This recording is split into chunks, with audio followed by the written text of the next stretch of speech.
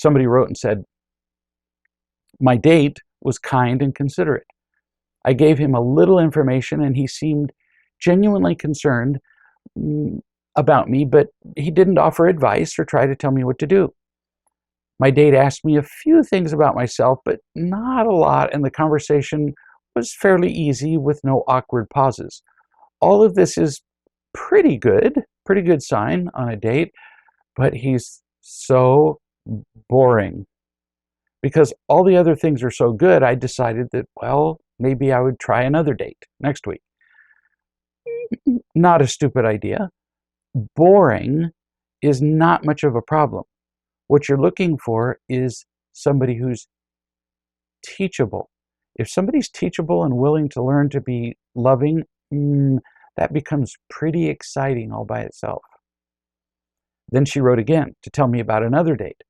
She said, I didn't have any great desire to see either date again, but I thought that maybe I was being too critical and I needed to try one more time with each. You're learning to be you with other people. And right now, in the early process of dating, that's all that really matters, is figuring out who you are without trying to please somebody. She concludes, do I need to settle for boring if all the other things are good? Writing this makes my question sound stupid, but if everything else is good, am I just being too selective? I can't tell you who to partner up with, but the number one thing is teachable. Somebody who's willing to learn to genuinely love you. And then you'll discover that maybe they're not so boring after all. When they worship the ground that you walk on, you'll discover that that's pretty fascinating. If he's interested in you, that becomes very exciting.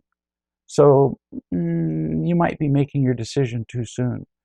Your idea of boring may be based on the ability to exchange imitation love, for example.